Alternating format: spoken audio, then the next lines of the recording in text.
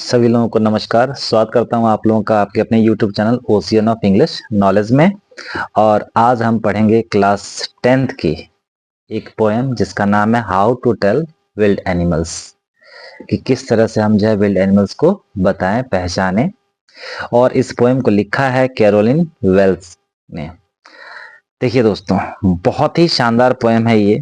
और सबसे मजेदार बात यह है कि how to tell wild animals एक ह्यूमरस पोएम है। ह्यूमरस का मतलब क्या है कि पढ़ने में इसको बहुत ही आनंद आता है, बहुत ही हंसी आती है। मतलब कि हास्यप्रद ये कविता है। पढ़ेंगे तो जो इसमें तरीके बताए गए हैं कि किस तरह से हम विल्ड एनिमल्स को आइडेंटिफाई करेंगे, उनको कैसे पहचानेंगे, तो इनके तरीकों को सुन करके आपको बहुत ही मजा आएगा, हंसी आए कि भाई ये तरीका मतलब कि कितना बेहतरीन है। शायद इतना बेहतरीन कि आप लोग इसका इस्तेमाल करना पसंद नहीं करोगे। ठीक है, तो कहा जा रहा है कि मतलब कि थोड़ा सा मैं पोएम बारे में और बताता हूँ कि this poem suggests some dangerous ways to identify wild animals. मतलब ये पोएम जो है कुछ ऐसे खतरनाक तरीके बताती है, डेंजरस वेज बताती है कि किस तरह से हम जो एनिमल्स को आइडेंटिफाई करें, पहचाने कि कौन सा एनिमल का उसका क्या नाम है, क्या मतलब बिहेवियर है। तो सारी चीजें ऐसे मतलब कि बताती है पोएम। चलिए शुरू करते हैं। पोएम की लाइनें हैं कि if ever you should go by chance to jungles in the east. मतलब कि यदि आपको कभी भी बाई चांस मौका मिलता है पूर्व दिशा में जाने का, और पूर्व दिशा में क्या है, जंगल है। मतलब कि यदि आपको बाई चांस कभी मतलब कि मौके से अगर आपको जो है पूर्व दिशा में जंगल की ओर जाने का मौका मिलता है, and if there should to you advance, और अगर मौका मिल जाता है, अगर आप वहां पे चले जाते हैं और वहां पर आपका सामना हो जाता है, आप एडवांस में हो जाते हैं। किससे सामना होता है? अ लार्ज, बहुत बड़ा, और टाउनी बीस्ट। टाउनी का मतलब होता है बिल्कुल बादामी कलर का, भूरे कलर का जो है। ठीक, आप जो है अगर आपको भाग्यवश जो है पूरब दिशा में जंगल की ओर जाने का मौका मिलता है और उधर जाते हैं, तो आपका सामना एक बहुत ही विशाल ब्राउन कलर के, भूरे कलर के जो है जानवर से आपका पाला पड़ जाता है। If he roars at you as you are dying, और वो आप पर इस तरह से दहाड़ता हो मानो कि उसके दहाड़ सुन करके आप जो है बिल्कुल मतलब कि मरने ही वाले हो, मरनासल हो जा रहे हो कि ऐसे बस अब मर ही जाओगे। You will know it is the Asian lion. तो आप समझ जाइएगा कि आपका पाला किससे पड़ा है? एशियन लायन से पड़ा है। वाह, क्या तरीका है बताने का। मतलब कि जिस समय आदमी मरने वाला हो उस समय मतलब कि पता चलेगा हमें कि हमारा पाला जो है एशियन लायन से पड़ा है। ठीक है, तो बस आप जानिए कि एशियन लायन है, उसके बाद से जो है सीधा खत्म। फिर इस पे एक बता रहा हूँ कि if ever you should go by chance to jungles in the east, अगर आपको जो है कभी भाग्यवश कभी मौका मिले आपको जो है पूरब की तरफ जो है जंगलों में जाने का, and if there should to you advance, और वहां पर आपका जो है सामना हो जाता है a large and tawny beast, एक बहुत ही बड़े ब्राउन कलर के एनिमल से, बादामी कलर के एनिमल से, है ना। If he roars at you as you are dying, और आप पर वो इस तरह से दहाड़ता हो मानो कि आप बिल्कुल मरणासन हो गए, मरने ही वाले हो गए, आपकी जान बस निकल जाएगी, तो आप समझ जाइएगा you will know it is the Asian lion, कि ये आपका सामना जो किससे हुआ है? एशियन लायन से हुआ है। चलिए साथ ही साथ जो है इसके पोएटिक डिवाइसेस के बारे में डिस्कस कर लेते हैं। सबसे पहले मैं राइमिंग स्कीम के बारे में बात करूंगा। राइमिंग स्कीम में जैसे देखिए जितने भी लाइनें दी गई हैं, लाइनें के लास्ट में आप देखिए, फर्स्ट लाइन के लास्ट में चांस दिया है, सेकंड लाइन के लास्ट में ईच दिया है, थर्ड लाइन के लास्ट में एडवांस, फिर बीस्ट, फिर डाइन, फिर लायन।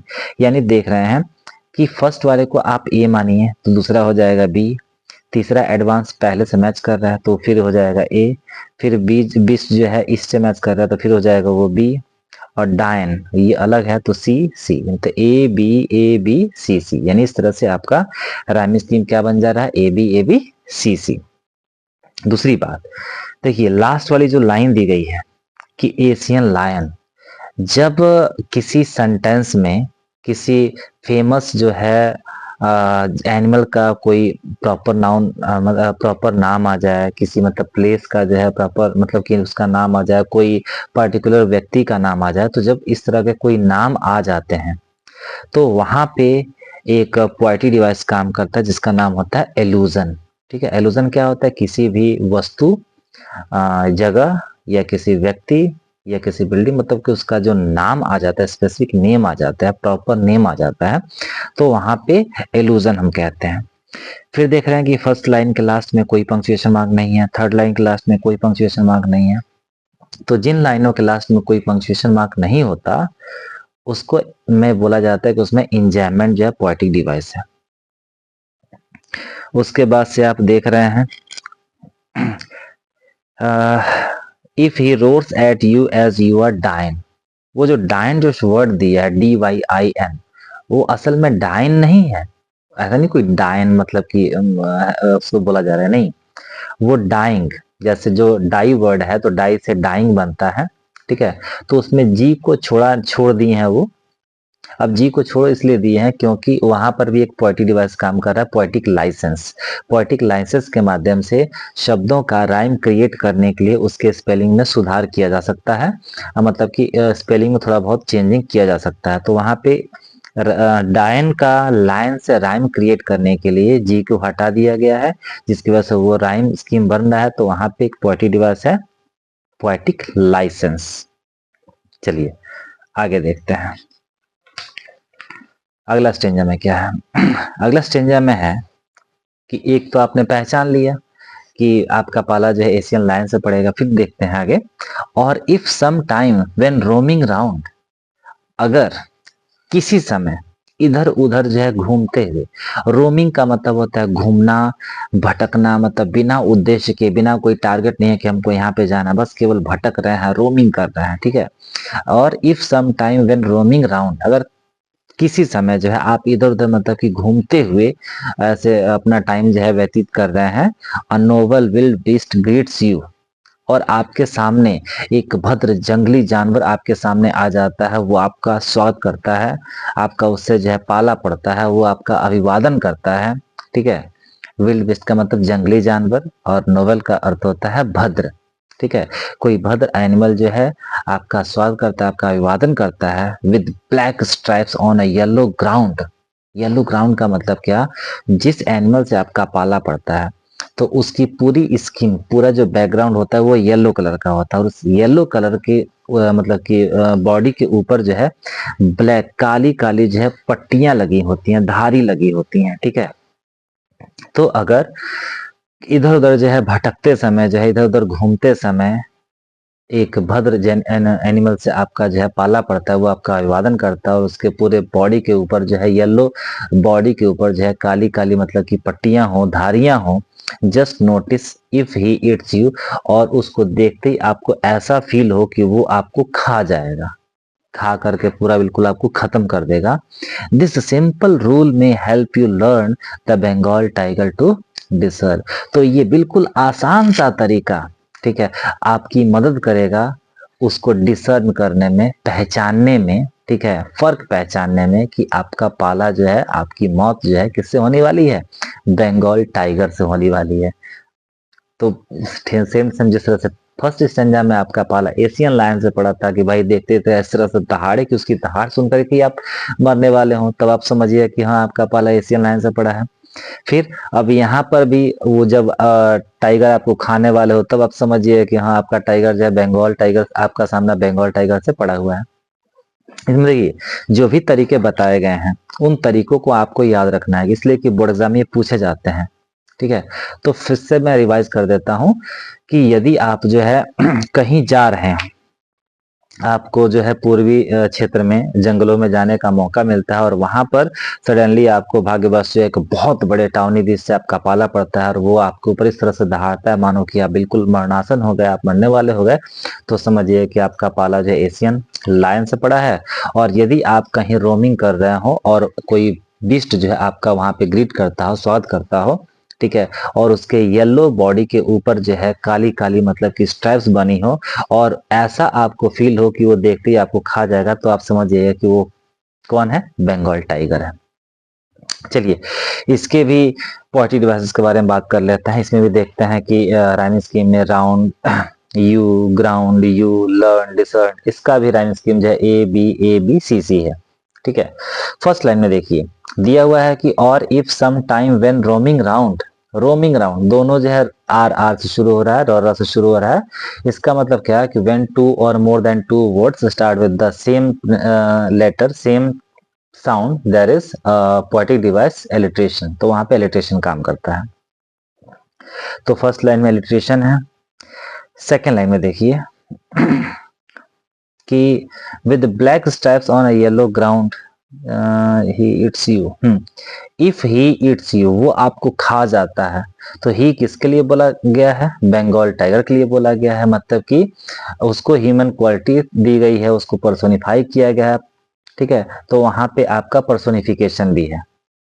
फिर नीचे बंगाल टाइगर, ये भी आपका जो है प्रॉपर नाउन है बंगाल टाइगर, तो इसमें भी क्या हो जाएगा? एलूजन हो जाएगा। तो इसमें भी आपने ये जान लिया, और प्लस ये देख सकते हैं कि first second third fourth fifth जो लाइन है, this simple rule may help you learn. तो लर्न के बाद कोई प्रकार किसी प्रकार का कोई पोएटिक डिवाइस सॉरी किसी प्रकार कोई पंक्चुएशन मार्क नहीं है, तो उसमें ये कह सकते हैं कि यहाँ पे क्या है? इंजॉयमेंट है। आगे देखिए थर्ड में, if strolling fourth a beast you view, अगर स्ट्रॉलिंग एक वर्ड दिया है, मतलब कि मजे में वॉकिंग करते हुए, एकदम मजे मजे आनंद लेते हुए आप जो है चहलकदमी कर रहे हैं, वॉकिंग कर रहे हैं, उसी को स्ट्रॉलिंग बोलते हैं। इफ स्ट्रॉलिंग फोर्थ, अगर आप मजे में चहलकदमी करते हुए आगे बढ़ रहे हैं, अबिस्ट यू व्यू, और आप जो है एक जानवर देखते हैं, whose hide with spots is peppered. Hide, तो वैसे हाइड का मतलब तो छिपना होता है, छिपना या छिपाना होता है, लेकिन यहाँ पे वो छिपना छिपाना नहीं है। यहाँ पर जो हाइड दे दिया गया है, हाइड का अर्थ होता है कि स्किन ऑफ एनिमल, मतलब कि उस जानवर की खाल, जानवर की खाल को भी हाइड कहा जाता है। विथ स्पॉट्स इज पेपर्ड, और पेपर जो अर्थ दिया है, आप लोगों ने काली मिर्च देखी होगी, काली मिर्च जैसे छोटे छोटे होते हैं, तो उसी प्रकार का कोई धब्बा लगा हो, उसी प्रकार का कोई दाग लगा हो, तो उसको हम क्या बोलते हैं? पेपर्ड बोलते हैं। यानी अगर मजे में आनंद लेते हुए चहलकदमी करते हुए आपको एक जानवर दिखाई देता है जिसकी खाल के ऊपर काली मिर्च के जैसे आकृति बनी हुई है, काली मिर्च के जैसे मतलब कि डिजाइन बना हुआ है, as soon as he has left you, और देखते ही देखते वो आपके ऊपर जो है छलांग लगा देता है, you will know it is the leopard, तो आप समझ जाइएगा कि आपका पाला किससे पड़ा है? लियोपार्ड से पड़ा है। It will do no good to roar with pain, he will only leap and leap again. अब यहाँ पर ये क्या कहना चाहता है कि यह जो है पीड़ा से मतलब कि नहीं दहाड़ेगा, केवल बार बार आपके ऊपर जो है छलांग लगाएगा।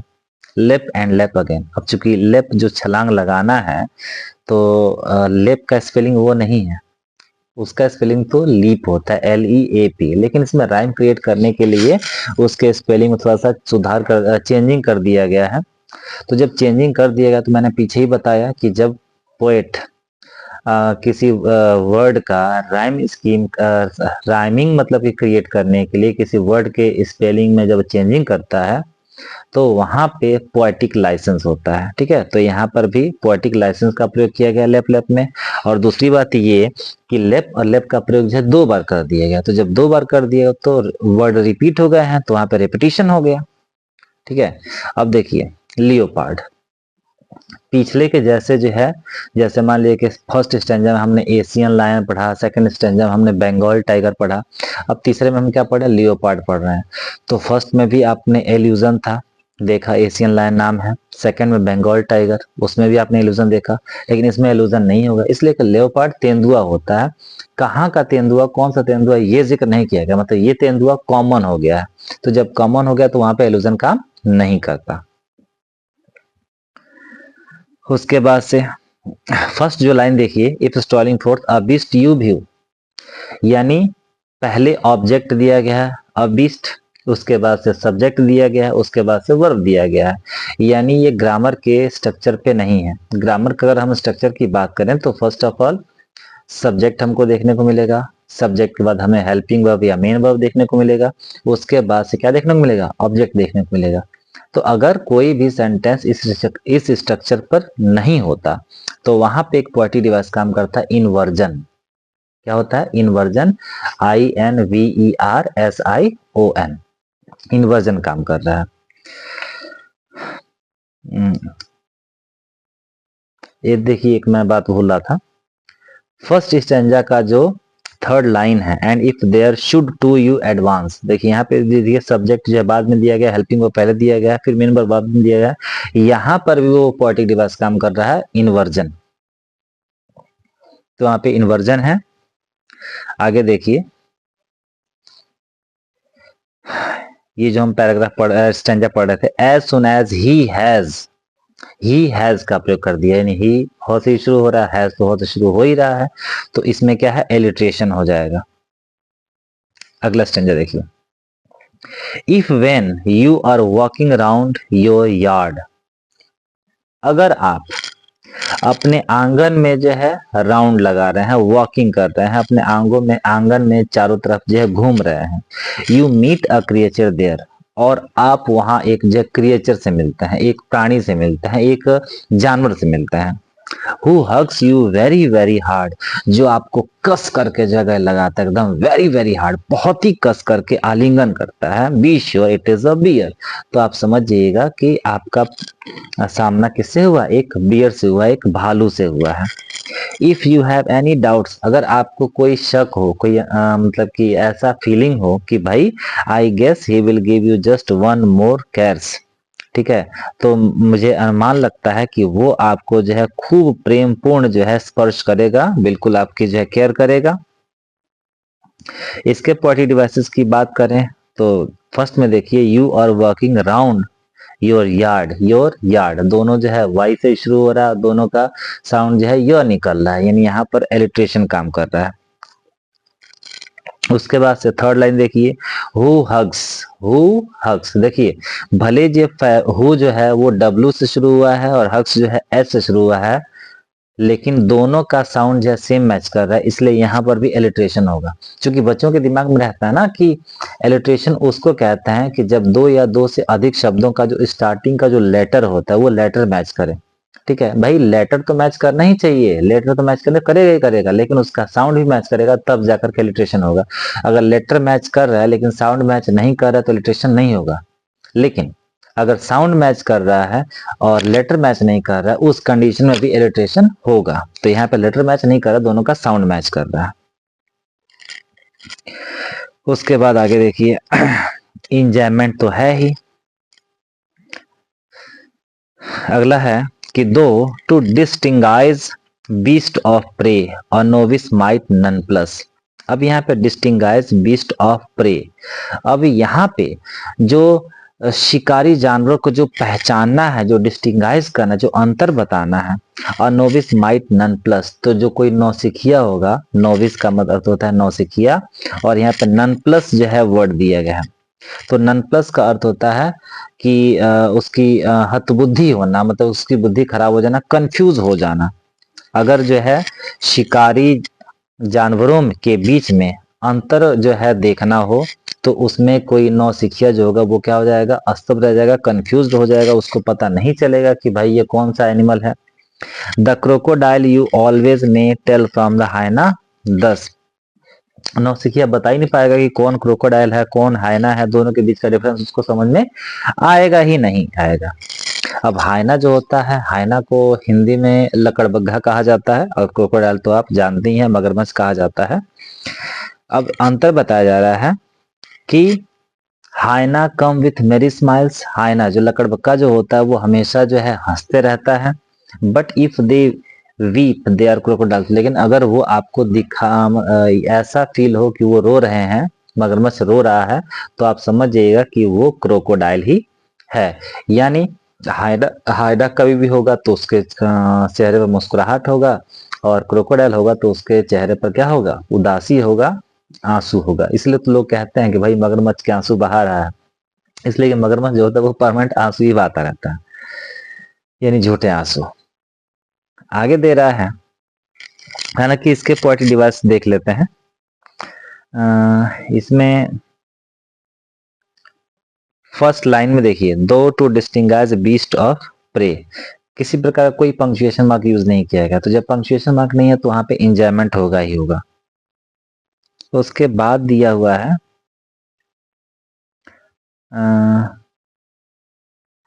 स्टेंजा है, the true chameleon is small, the true chameleon is small, यानी जो सच्चा जो गिरगिट जो होता है, कैमल का अर्थ होता है क्या, गिरगिट, जो सच्चा गिरगिट होता है वो बहुत ही छोटा होता है। A lizard sort of thing, बिल्कुल एक छिपकली के जैसे, एक लिजार्ड के जैसे।